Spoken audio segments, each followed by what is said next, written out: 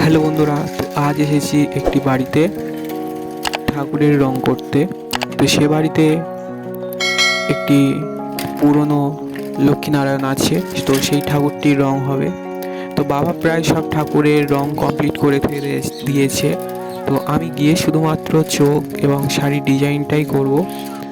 তো এই যে ঠাকুরটি পুরোই কমপ্লিট হয়ে গেছে, আর এদিকে বাবা সব রং গুছিয়ে নিচ্ছে ব্যাগের মধ্যে।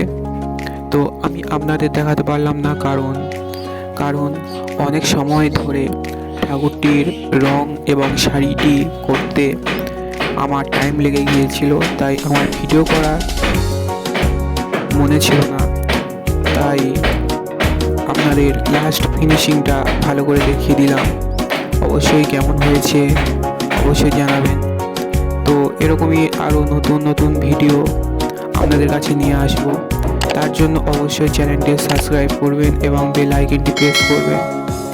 তো দেখুন কীরকমই হয়েছে। তো তো দেখা হচ্ছে আরও একটি নতুন ভিডিও নিয়ে। তো টাটা।